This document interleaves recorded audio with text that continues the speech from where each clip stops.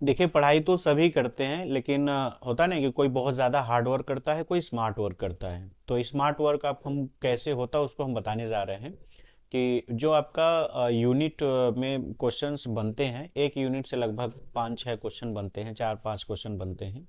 तो जनरली जैसे हम लोग भी पेपर सेट करते हैं, तो अगर यूनिट 1 से हमने देखा कि 4 क्वेश्चन बन रहा है, और प्रीवियस ईयर मान लेते हैं 2024 था, 2024 में हमने उसको 4 में से मैंने 2 क्वेश्चन दे रखा है।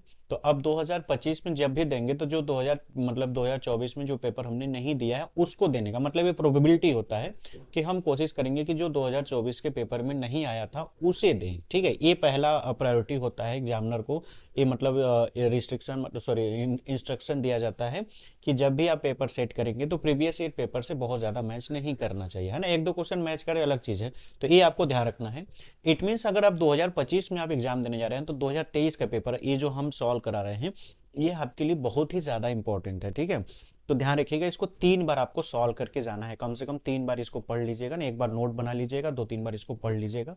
फिर 2022 का एक बार देख लीजिएगा, 2024 का मैंने अल्पाइन क्लासेस ऑफिशियल टेलीग्राम में वहाँ पे सारा प्रीवियस ईयर के पेपर नोट्स है ना, इवन की अल्पाइन क्लासेस के चैनल पे आप प्ले लिस्ट में जाइएगा, जीएसटी का भी लेटेस्ट एक बना होगा प्लेलिस्ट, उसमें से आपने 4 पार्ट में जीएसटी को अपलोड किया है जो कि आपके लिए इंपॉर्टेंट और आपको स्टेटस भी लगाना है। ठीक है ना। चलिए, तो अब इसमें देखिएगा कि ये पुराना पेपर है, पहले क्या होता था 100 मार्क्स के बेसिस पे क्वेश्चन पड़ता था।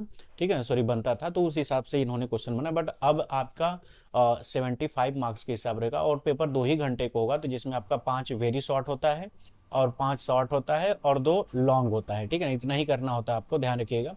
जो 5 वेरी शॉर्ट होगा उसके लिए आपको 5 से 6 लाइन लिखना होगा, और आपका जो शॉर्ट होगा उसके लिए आप 1 से लेकर 1.5 पेज तक लिखिएगा, और जो 20 नंबर का होगा उसको कम से कम तो 5 पेज लिखिएगा और ज़्यादा से ज़्यादा 7 पेज लिखिएगा। ये चीज़ें ध्यान रखिएगा एग्जाम में। ठीक है, अब जैसे इसमें आपको बता दें कि जो क्वेश्चन दिया उसमें लिखना क्या है, जैसे है what do you mean by indirect taxes, तो इसमें क्या है कि इनडायरेक्ट टैक्सेस क्या है उसके बारे में समझाना है, उसका मीनिंग और फीचर्स लिख देना है 2-3 लाइन। ठीक है, फिर आईजीएसटी क्या होता है, इसको तो पहले आईजीएसटी हेडिंग लिखोगे, फिर उसका नाम लिखोगे, integrated goods and services tax है ना, इसको कलेक्ट करता है सेंट्रल गवर्नमेंट। इतनी बातें आपको जरूर लिखना है, फिर और उससे रिलेटेड चीजें लिखना है।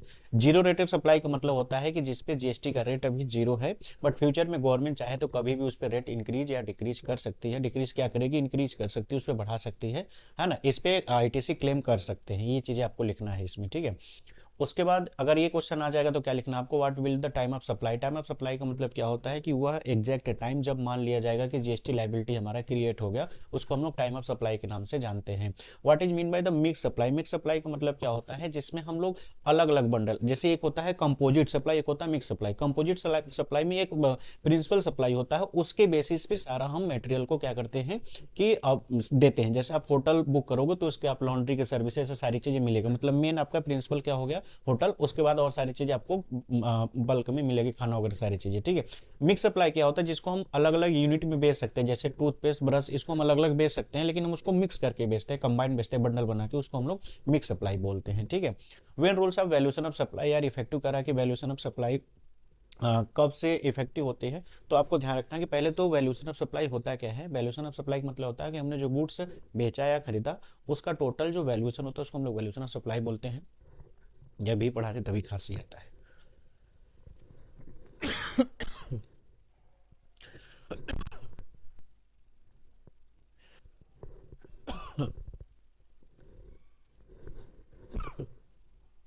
चलिए, नेक्स्ट आपका है आईटीसी। आईटीसी का पहले पूरा नाम लिखिएगा, इनपुट टैक्स क्रेडिट है ना। ध्यान रखिएगा बीच में क्वेश्चन लिखिएगा ना, जैसे क्वेश्चन 1 का ए जो भी आंसर ऐसे करिएगा बीच में, फिर लिखिएगा। ठीक है, तो पहले तो आपको आईटीसी का पूरा नाम इनपुट टैक्स क्रेडिट होता है। ऐसे कौन कौन से डॉक्यूमेंट इसमें रिक्वायर्ड होते हैं आईटीसी क्लेम करने के लिए, मैंने 3rd यूनिट का पीडीएफ होगा उसमें भी आप देख लीजिएगा, या फिर 3rd यूनिट का जो वीडियो उसमें देख लीजिए, उसको समझाया हुआ है हमने। ठीक है, what is the due date of the payment of the GST है ना। अब करा कि जो अलग अलग डिफरेंट डिफरेंट ड्यू डेट होते हैं ना, आईटीआर जीएसटीआर 1 के लिए, जीएसटीआर 2 के लिए, ये भी आपको ऑलरेडी पढ़ाया गया है, तो वहाँ पे आप जाके देख लीजिएगा। रिफंड क्या होता है, जब एक्सेस टैक्स पेड किया जाता है, जितना आपको पेड करना चाहिए उससे ज़्यादा अगर आप टैक्स पेड करते हैं तो अब गवर्नमेंट फिर उसको रिफंड करती है। रिफंड करने का क्या प्रोसीजर होता है, वहाँ पर रिफंड वाले चैप्टर में पढ़ लीजिएगा। डीएससी का पूरा नाम होता है डिजिटल सिग्नेचर सर्टिफिकेट होता है। जब हम रजिस्ट्रेशन कराते हैं जीएसटी का, तो जिसके नाम से रजिस्ट्रेशन होता है उसका डिजिटल सिग्नेचर चाहिए होता है, जिसको हम लोग डीएससी बोलते हैं। ठीक है, what are the feature of composition scheme. Composition scheme में क्या होता है कि लमसम टैक्स जिनको देना होता है 0.5% या 1% या 1.5% उनके लिए होता है। और ये अगर 40 लाख से ज़्यादा इनका टर्नओवर हो, ये चाहते हैं कि नहीं हम मंथली और क्वार्टरली जीएसटीआर नहीं फाइल करेंगे, हम ईयरली में एक बार करेंगे, तो कंपोजिशन में जाते हैं। और ये पॉइंट जरूर लिखिएगा, अभी इसका लिमिट कितना है 1.5 करोड़ है, ये जरूर लिखिएगा, ठीक है। When should the tax invoice be issued for supply of goods. कह रहा है कि सप्लाई ऑफ गुड्स के केस में इनवॉइस को इशू किया जाता है। ये वाला रूल्स भी हमने सेकेंड यूनिट में शायद पढ़ा है ना, तो उसको जाके आप देख लीजिएगा। फिर उसके बाद इधर देखिए क्वेश्चन अगर ये आ गया, व्हाट टैक्सेस अब प्रायर रिजीम द जीएसटी, करा है कि जीएसटी से पहले कौन कौन टैक्सेस थे, तो आपको इनडायरेक्ट टैक्सेस में क्या क्या उस बारे में समझाना होगा। Excise duty, sale tax, custom, है ना, और जो आपका सर्विस रूल था, बैट था, उनके बारे में आपको थोड़ा सा बताना है, जो कि मैंने पहले यूनिट में इसको बताया है। What principal has been follow the inclusion of indirect, करेंगे इनडायरेक्ट टैक्सेस में मतलब कि कौन कौन से रूल्स रेगुलेशन, मतलब कौन कौन से इनडायरेक्ट टैक्सेस इंक्लूड होकर जीएसटी बना है, तो कौन कौन से इनडायरेक्ट टैक्सेस जीएसटी में है उसके बारे में लिखना है, ठीक है। नेक्स्ट है what are the duties and function of the GST council, करा कि जीएसटी काउंसिल का क्या काम होता है। जीएसटी काउंसिल क्या होता है कि एक ऑर्गेनाइजेशन होती है, काउंसिल होती है, एक संस्था होती है, जिसमें सभी स्टेट गवर्नमेंट के जो फिनेंस मिनिस्टर होते हैं वो होते हैं, प्लस इंडिया के जो सेंट्रल गवर्नमेंट के फिनेंस मिनिस्टर होते हैं, वो सब मिलकर क्या करते हैं, जीएसटी से रिलेटेड रूल रेगुलेशन बनाते हैं, उसको हम लोग जीएसटी काउंसिल बोलते हैं। अब इसके बारे में जाके आप पढ़ लीजिएगा, ठीक है। चलिए नेक्स्ट है आपका कि अगर ये क्वेश्चन आ गया, what is the RCM. RCM का मतलब क्या होता है, जनरली हम लोग एफसीएम फॉरवर्ड चार्ज मैकेनिज्म पढ़ते हैं, बट यहाँ पे आरसीएम का मतलब क्या होता है, रिवर्स चार्ज मैकेनिज्म का मतलब क्या होता है। इसमें बेसिकली बच्चों पढ़ते हैं हम लोग क्या कि जनरली सप्लायर जब गुड्स बेचेगा उसमें जीएसटी लगा के दूसरे को फॉरवर्ड करेगा, फिर उसके बाद दूसरा पर्सन तीसरे को जब बेचेगा जीएसटी लगा के बेचेगा। और रिवर्स चार्ज मैकेनिज्म में क्या होता है कि सप्लायर, जैसे मैंने आपको गुड्स बेच रहा हूँ और आप भी बिजनेसमैन हैं, तो आप बोलते हैं सर आप जीएसटी के पैसा मत लगाइए, अपना कॉस्ट ऑफ प्रॉफिट ले लीजिए, जीएसटी के पैसा मत लगाइए, जीएसटी हम खुद कस्टमर से पूरा पूरा गवर्नमेंट को पेड करेंगे। तो अगर ऐसा कंडीशन होता है तो उसको हम बोलते हैं रिवर्स चार्ज मैकेनिज्म बोलते हैं। What are the category of supply respect of the आपका, इसके लिए जो रूल्स रेगुलेशन होते हैं उसको आपको लिखना है इसमें, ठीक है। चलिए मैंने आपको बता दिया। अगर ये क्वेश्चन आता है how the place of supply, अब करा कि प्लेस ऑफ सप्लाई क्या होता है। पहले तो प्लेस ऑफ सप्लाई का मतलब क्या होता है, वह प्लेस जहां पे माना जाएगा कि बिजनेस यहां से उनका हो रहा है ना, वह प्लेस है ना, जिससे कि ना कि अलग अलग स्टेट में है तो अलग अलग स्टेट के हिसाब से उनको हम पहचान सके, है ना। तो प्लेस ऑफ सप्लाई मतलब वह रजिस्टर्ड ऑफिस जहां से बाउचर जनरेट किया जाएगा, जहां से माना जाएगा कि उनका बिजनेस कहां से है, जिसके बेसिस पे हम ये क्लियर कर पाएंगे कि ट्रांजेक्शन इंट्रा है कि इंटर है। इट मीन अगर प्लेस पता चलेगा तो विद इन स्टेट होगा तो इंट्रा बोलेंगे, और एक स्टेट से दूसरे स्टेट के बीच होगा तो इंटर स्टेट ट्रांजैक्शन बोला जाएगा। एक क्वेश्चन है, आप इसको सॉल्व करना चाहो तो कर सकते हो, क्योंकि ये सारे को ऐड करके जितना टैक्स रेट होगा उससे मल्टीप्लाई कर दोगे, आ जाएगा आपका, ठीक है। तो ये क्वेश्चन है, आप इसको अगर करना चाहो तो कर सकते हो, अदरवाइज आप देख लेना, ठीक है। फिर नेक्स्ट है आपका assessment, explain assessment of the tax. अब पहले तो असेसमेंट क्या होता है, टैक्स कैलकुलेट करने के प्रोसीजर को असेसमेंट बोलते हैं। जीएसटी ऑफिसर के द्वारा जब टैक्स कैलकुलेट किया जाता है उसको असेसमेंट बोलते हैं। ये कितने टाइप्स के होते हैं, अलग अलग होते हैं, आई थिंक ये फोर्थ यूनिट में है, इसको आप देख लीजिएगा, नहीं फोर्थ नहीं थर्ड यूनिट में है, तो इसको देख लीजिएगा अच्छे से, बहुत अच्छा मैंने इसको समझाया है, प्ले लिस्ट के वीडियो में आप जाके उसको चेक कर लीजिएगा, ठीक है।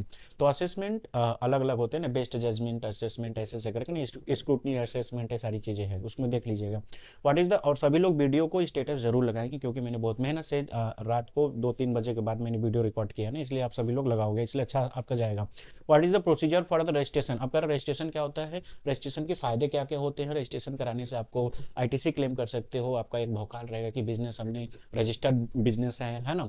फिर और टैक्स कैलकुलेट मतलब जीएसटी चार्ज कर सकते हो कस्टमर से, अगर नहीं रजिस्ट्रेशन कराओगे तो जीएसटी नहीं चार्ज कर पाओगे। ये सारे होता है, किसके लिए मैंडेटरी होता है, जो इंटर स्टेट ट्रांजेक्शन करते हैं उनके लिए मैंडेटरी होता है, और सारी चीज़ें मैंने इसको फोर्थ वाले यूनिट में पढ़ा है, उसको आप जाके देख लीजिएगा।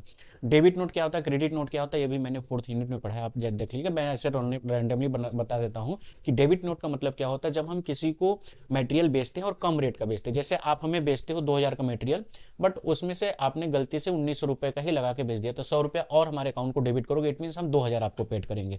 क्रेडिट नोट क्या होता है कि जब आप हमें बेचोगे 2000 की चीज़, बचो एक्चुअल में था 1800 का, तो 200 रुपये हमारे अकाउंट को क्रेडिट कर दोगे कि सर अब आप बस 1800 रुपये ही दीजिएगा, तो उसको हम लोग क्रेडिट नोट इशू करते हैं। तो इस तरीके से आपका एक क्वेश्चन रहा। आई होप कि आपको अच्छा समझ में आया होगा। इस वीडियो को ज़्यादा से ज़्यादा शेयर करिएगा अपने फ्रेंड सर्कल के बीच में, और स्टेटस भी लगाइएगा जो मैंने चारों यूनिट पढ़ाया हुआ है, ठीक है। और बहुत ज़्यादा आपसे एक्सपेक्ट नहीं करें। कुछ बच्चे तो बोल रहे थे कि सर क्यूआर कोड लगा दे आपको पेमेंट कर दें, बोले नहीं नहीं, तुम स्टेटस लगाओ, शेयर करो, मेरा चैनल ग्रोथ कराओ, वही बहुत बड़ी बात है। Thank you so much.